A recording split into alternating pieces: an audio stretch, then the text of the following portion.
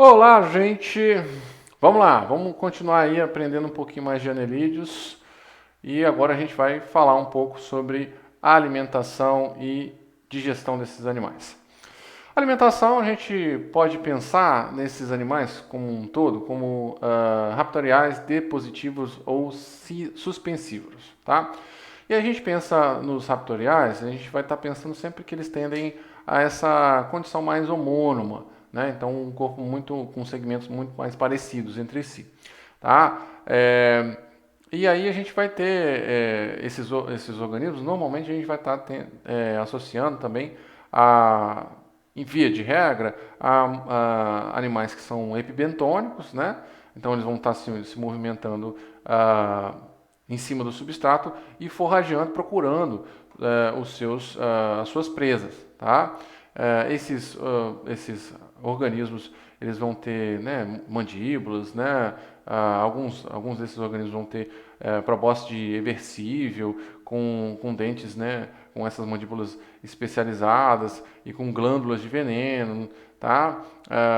Aqui eu estou mostrando alguns exemplos, principalmente de poliqueta, mas a gente também tem alguns exemplos também de oligoqueta que fazem esse processo também. Tem a probóscide eversível, né? Então everte uma probóscide e com essa probóscide ataca outros organismos, principalmente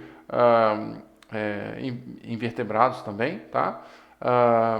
Mas a gente também tem organismos que eles não ficam caçando, né, suas presas, né? Eles ficam também aguardando, né, em galerias, aguardam as presas passarem, né? Utilizam também essa estratégia do senta-espera, né?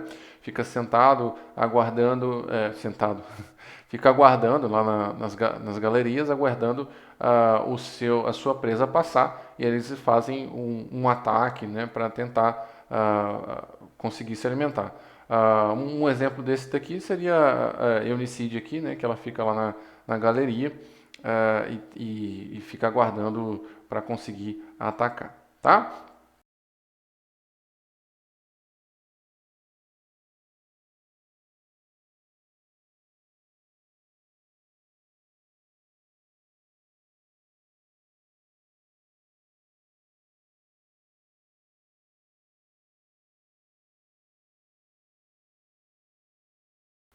E aí os depositívoros vão ser aqueles animais, eles vão se alimentar do substrato, né, de fato. A gente vai ter alguns tipos de depositívoros, né, vão ser aqueles que não selecionam o depósito, o substrato que estão se alimentando, e outros que vão selecionar o substrato que eles estão se alimentando. Um exemplo aqui, exemplos, né, de depositívoros não seletivos seriam a minhoca, né? A minhoca ela vai estar cavando, né, suas galerias no substrato, lá ela vai estar ingerindo o substrato que ela vai passando pela frente, né? E esse substrato entra na boca dela, vai no papo, na moela, vai ser processado ali e o intestino vai acabar absorvendo o que dá para absorver e vai eliminar o que não der para absorver, tá? Ah, Aqui a gente tem um exemplo também de um arenícola, né, que é um poliqueta, que ele vai fazer uma galeriazinha. Ele faz uma galeria lá na areia, tá? E aí ele vai e cria um fluxo de água. Então, vai fazer movimentos aqui com os segmentos dele, e aí vai fazer esse fluxozinho. Esse fluxo vai começar a puxar essa areia, e aí vai fazer esse buraquinho aqui, que vocês estão vendo. E aí, ao fazer isso, eles vai ter acesso a sedimento, né, esse material que está aqui, e vai ter acesso a material orgânico. Ele vai se alimentar disso daí e vai eliminar o que não conseguiu aproveitar. Aqui é um exemplo aqui de um dos resíduos que ele jogou para fora. Tá? Aqui já são alguns exemplos de organismos mais seletivos. Tá? A gente vai ter aqui o Pectinária, tá? Que é um outro poliqueta. Ele faz, ele faz um tubinho aqui com os sedimentos dele, a cabeça dele fica para cá, a região posterior dele fica para cá, com o ânus também para cá. E aí ele faz uma galeria aqui, que ele também faz um fluxo de água, cria um fluxo de água aqui, e ele consegue receber aqui sedimentos e nutrientes, que ele faz uma seleção dos nutrientes aqui para se alimentar e aí faz a mesma coisa, elimina aqui o que não dá para se alimentar. E aqui a gente tem um exemplo de um terebelide, né, que também é um poliqueta. Aqui ele vai ter os tentáculos dele, e olha só, o tentáculo deles eles são bem diferenciados, né? Cada tentáculo aqui, eles vão ter cíliozinho aqui nessa parte aqui, e aí os cílios eles se combinam também com uma mucosa aqui. Então quando ele consegue encontrar um substrato, alguma coisa que desperte o interesse dele, ele vai fazer com que esse tentáculo ele dê uma achatadinha e faz tipo uma canaleta, né? E aí, junta com o muco e com o cílio, esse cílio vai carregar esse material lá para a boca. Então ele vai pegar e jogar esse material lá para a boca com um tentáculo. Então faz uma seleção bem específica aí do alimento dele. Tá? A gente vai ter também os organismos que são suspensívoros, tá bom? Esses organismos suspensívoros, por exemplo, a gente vai ter os sabelídeos, né? Sabelídeo aí você tem aqui um tubo aqui, ó, tá vendo que ele tem um tubinho aqui, e aqui ele vai ter essa região que vai estar associada aqui à cabeça deles, tá? Ele faz esse tubo de areia, né? E essa cabeça deles aqui é uma cabeça que esses tentáculos aqui, eles são tentáculos, eles têm essa forma bem específica aqui, né? Lembra um pouco essas folhas de pinos, né? Por isso chama de pínulas, né? Radíolo, né? Eles conseguem, alguns desses organismos aqui, conseguem fazer um fluxo de água, né? Então faz o fluxo de água passar de baixo para cima, ao bater, né, as pínulas, né? E aí, quando faz esse fluxo, alguma matéria orgânica vai cair aqui. Essa matéria orgânica vai cair aqui. E aí, se a gente olha aqui, eles vão ter, nos pínulos, vão ter um fluxo ciliar, né? Então vão ter tipo umas canaletazinhas com cílios, que eles vão pegando essas matérias orgânicas e vão direcionando isso daqui tudo em direção aqui a essa parte anterior aqui do corpo, que vai ser a boca, né? Eles fazem uma seleção, né? Partículas muito grandes eles não vão utilizar, partículas menores aí eles vão se alimentar, né? Então eles fazem uma seleção dessas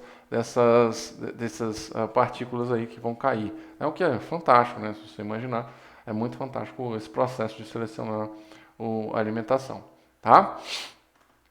Beleza, e aí a gente chega no que é o mais, assim, um dos mais diferentes, né, animais aí ah, de anelídeos, né, porque ele é bem diferenciado, né, bem heterônomo, né, e aí se a gente olhar, esse animal ele vai estar se inserindo dentro de um tubo em forma de U, tá? Ele formou aqui um tubo em forma de U, ele também vai fazer um tubo, na realidade não, uma galeria, né, em forma de U.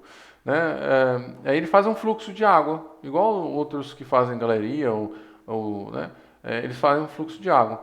Esses parapódios aqui, reparem que essas estruturas diferenciadas que ele vai ter são todos parapódios, tá? São todos parapódios que estão modificados aqui em estruturas diferenciadas. Esses parapódios que estão aqui, que estão em forma de pá, eles criam esse fluxo de água. Então eles vão ficar movimentando e vão criando o fluxo de água. Para que é importante para ele ter o fluxo de água? A gente chegar aqui no décimo notopódio, né, ou seja, o décimo parapódio, né, você vai ver que ele é mais levantado aqui, né, olha só, é esse daqui, ó. Ele é mais levantadão, meio diferentão aqui. Mas o que ele está fazendo aqui? Ele cria uma região aqui, que é uma região que é para criar essa bolsa de mucosa. Essa bolsa de mucosa vai filtrar essa água que vai estar passando por causa do fluxo de água aqui. Então ela é basicamente uma redinha que faz, né? Uma bolsa de mucosa, mas é tipo uma redinha. Então ele é tipo um pescadorzinho, está pescando o que está passando aqui no fluxo de água. E aí ele criou essa bolsa de mucosa. Depois de um tempo, esse organismo vai e embrulha essa bolsa de mucosa toda e leva tudo aqui para frente, leva essa massa toda com tudo que tiver ali para frente, para a boca. E aí vai ingerir essa bolsa de mucosa com o que tiver lá para se alimentar.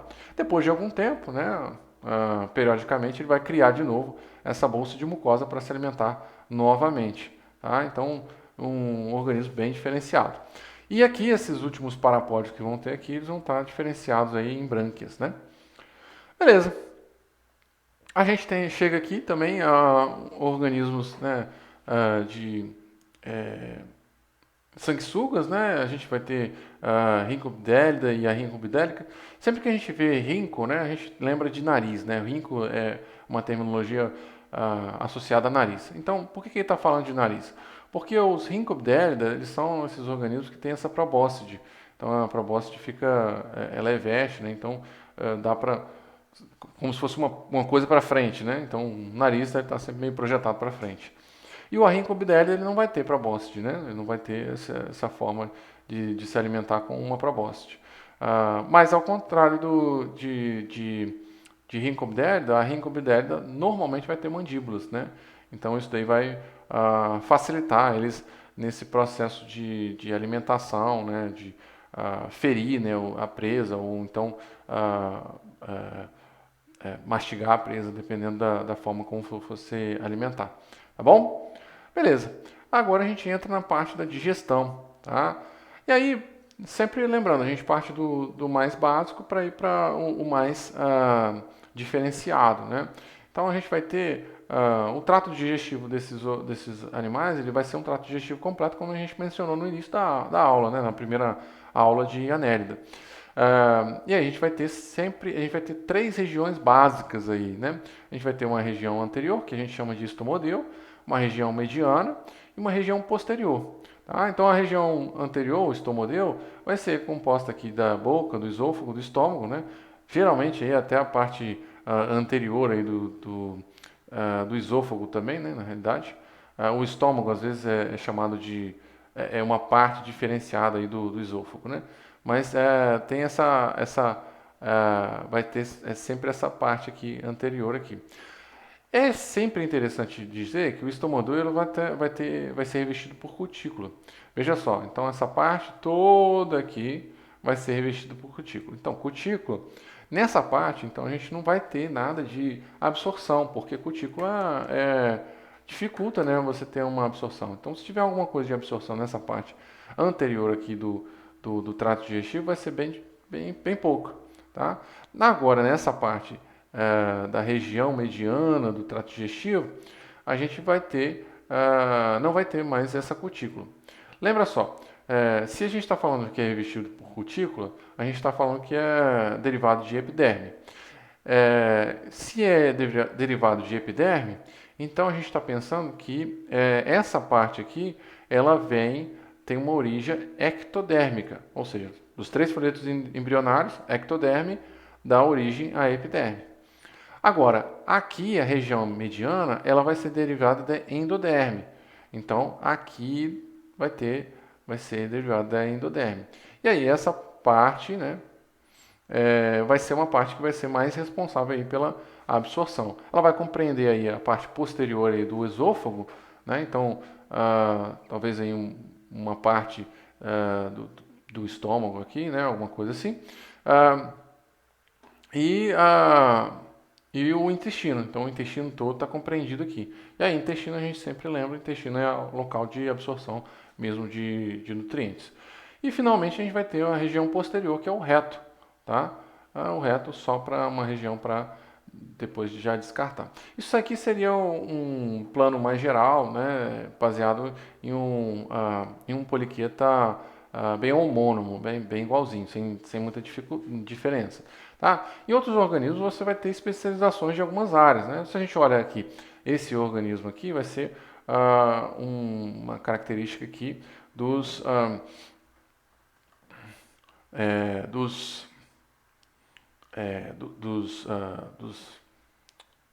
oligoquetas, tá? De alguns oligoquetas eles vão ter um trato digestivo desse jeito aqui, tá? Então você vai ter a cavidade oral, então você tem uma faringe, olha só, a faringe mais dilatada aqui, né? E aí você vai ter o esôfago, olha só, o esôfago bem diferente aqui, bem com áreas especializadas aqui. A gente vai ter um papo aqui, a gente vai ter uma moela aqui. Então, pensa só, a minhoca está lá, ela está comendo vários sedimentos, né? Então, ela vai ter essa diferenciação do papo para fazer uma reservazinha de